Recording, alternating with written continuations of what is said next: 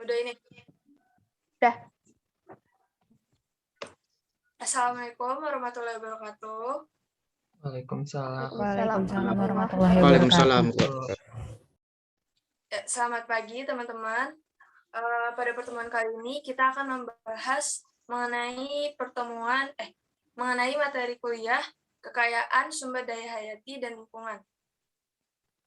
Kali ini kita diskusi ringan aja. Ada yang mau mulai duluan?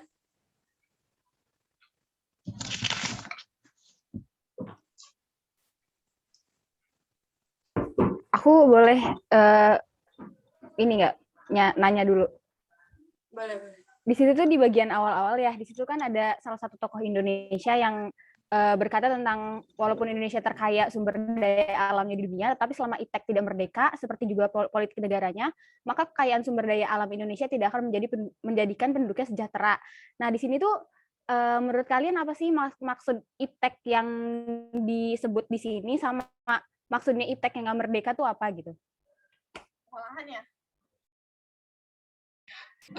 Menurut saya, IPTEK yang disebutkan di sini itu teknologi untuk memajukan atau mengembangkan si sumber daya yang ada di negara kita ini. Soalnya kalau kita lihat alat-alat yang kita gunakan itu masih dibilang cukup tertinggal apabila kita bandingkan dengan negara luar.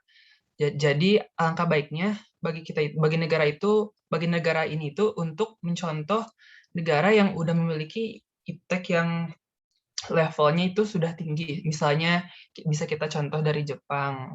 Jadi kita mungkin untuk mengembangkan IPTEK-nya itu agar bisa agar bisa si sumber dayanya itu terus maju, itu kita mungkin bisa berkolaborasi dengan negara yang memiliki IPTEK tinggi seperti negara Jepang misalnya. Itu menurut. Jadi maksudnya IPTEK di sini itu adalah teknologi-teknologi yang dapat membantu sistem itu, apa sih, pembudidayaan sumber daya hayati di Indonesia. Iya. Untuk bisa bermanfaat dengan baik.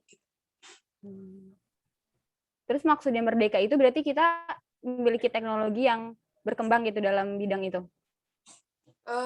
Menurut saya itu teknologi yang kita tuh nggak diperbudak gitu. Jadi yang punya sistemnya kita, yang ngaturnya kita. Jadi kita nggak diperbudak sama teknologi luar, teknologi dari bangsa lain, dari negara lain. Oke, berarti IPTEK yang mandiri gitu ya? Iya. Oke.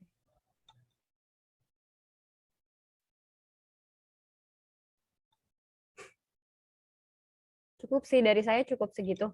Mungkin ada yang punya pernyataan atau pertanyaan lagi?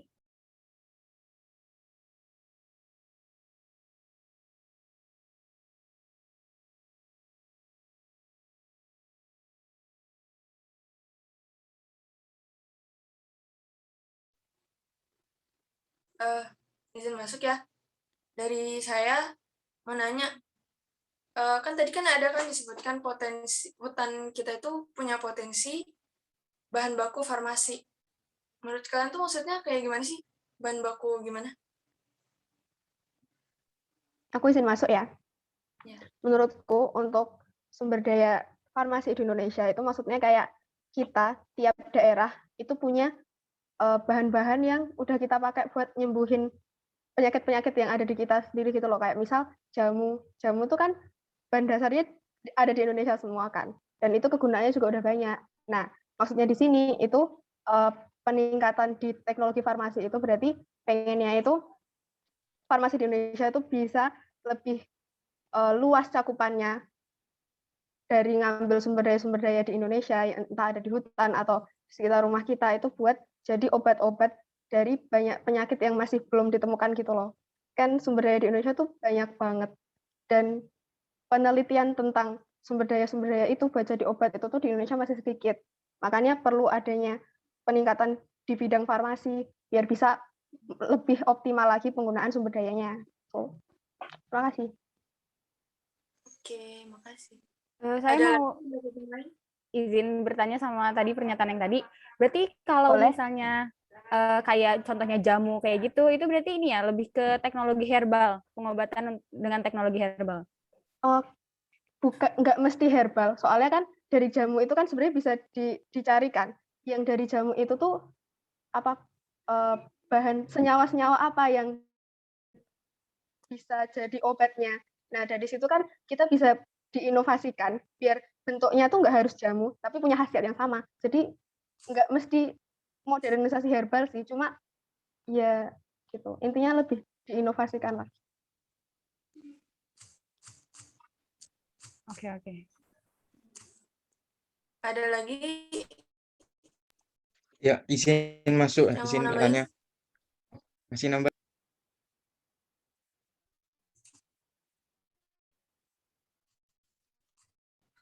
Ya, boleh masuk. Izin nanya ya.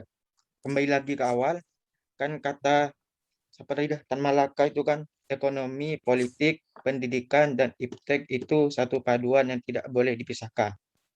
Hubungannya politik sama pendidikan tuh kayak apa sih menurut kalian itu? Hubungannya yang membuat tidak bisa dipisahkan.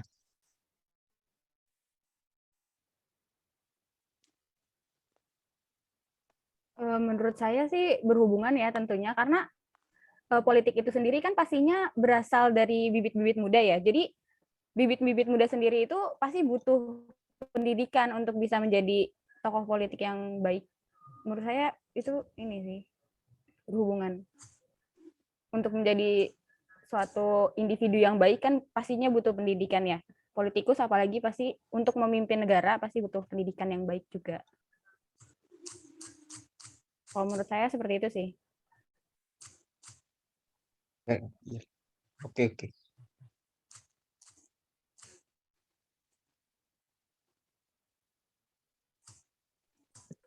Izin masuk. Aku mau ngasih apa?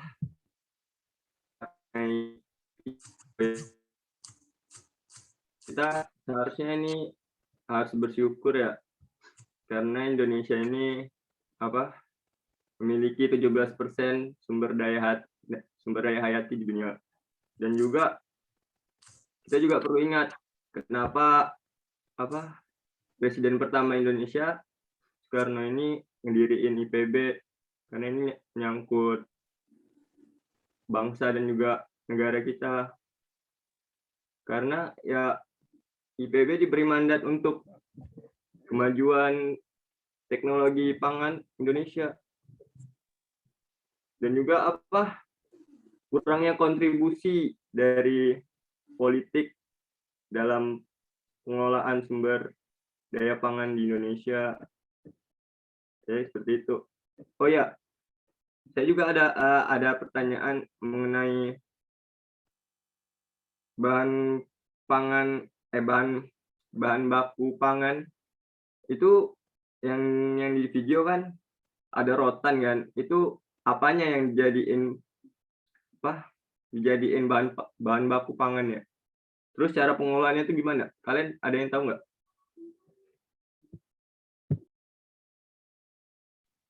Gimana Al? Pertanyaan tadi ada berapa?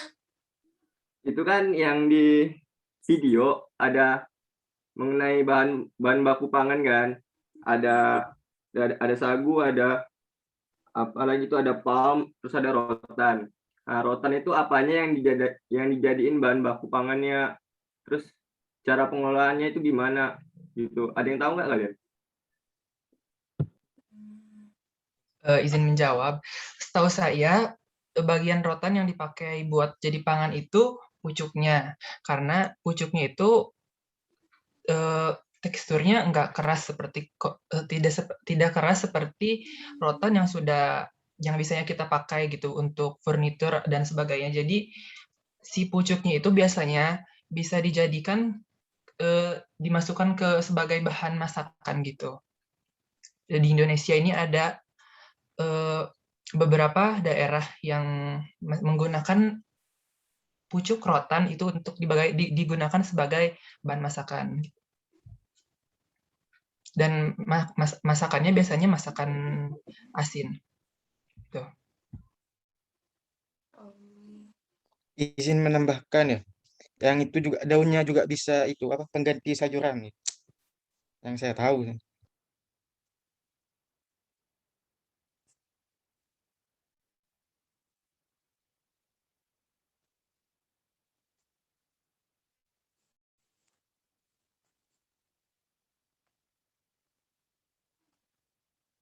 Oke. Gimana Al, terjawab? Jawab. Terima kasih. Di sini saya ingin memberi pernyataan ya, dan sekaligus bertanya juga. Tadi itu sumber daya itu ada yang dapat habis, yang akan habis, lalu ada yang dapat diperbaharui dan ada juga yang terus ada. Nah, bagaimana cara kita untuk bisa menghemat sumber daya yang tadi yang exhaustible gitu, yang akan habis waktu-waktu. Jadi pendapat kalian gimana untuk cara kita untuk menghemat sumber daya tadi?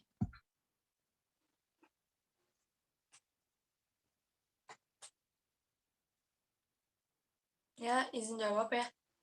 Menurut saya, contohnya kayak bensin ya. Kalau misalnya kayak ke warung dekat rumah gitu, lebih baik ya kalau misalnya dekat ya jalan aja, kalau nggak pakai sepeda. Jadi kayak lebih menghemat penggunaan yang kita tuh bisa nggak usah pakai bahan itu gitu.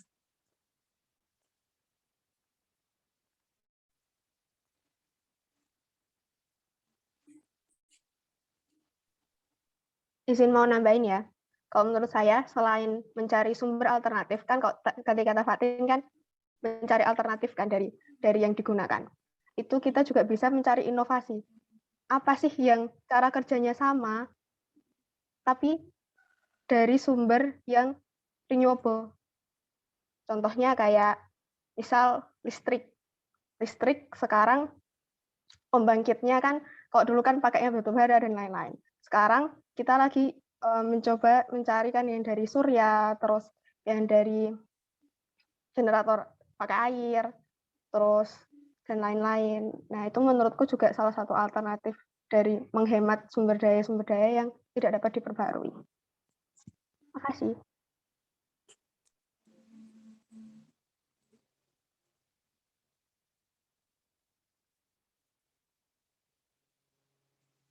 Ada lagi mau nambahin?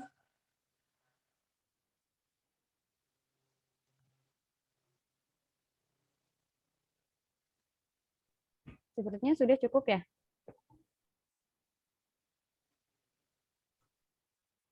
Ya, sepertinya sudah cukup.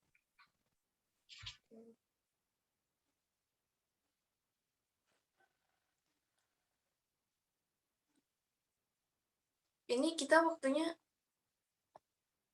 tinggal 4 menit lagi ya.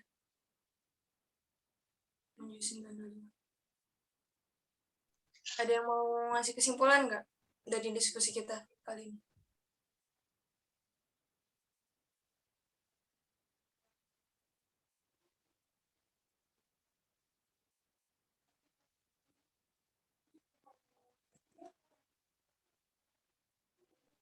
Ya, mungkin kesimpulannya aku mau memberikan kesimpulan. Saya mau memberikan kesimpulan. Jadi mungkin kesimpulannya dari diskusi kita kali ini, Indonesia itu memiliki potensi sumber daya hayati yang sangat besar ya. Dan juga Indonesia ini sebenarnya kaya dengan sumber daya hayati ini dan bisa dimanfaatkan lebih jauh lagi. Tadi contohnya dengan memandirikan iptek kita kayak gitu, seperti itu.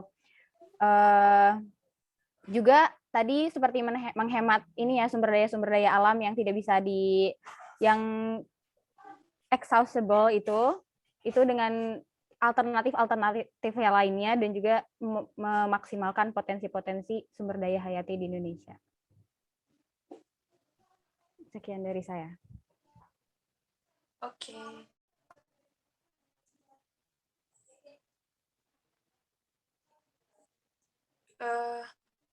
Sekiranya cukup ya untuk diskusi kita kali ini. Kurang lebihnya mohon maaf. Semoga untuk pertemuan berikutnya kita bisa diskusi lagi, lebih baik lagi. Ya, diskusi kali ini saya tutup. Wassalamualaikum warahmatullahi wabarakatuh.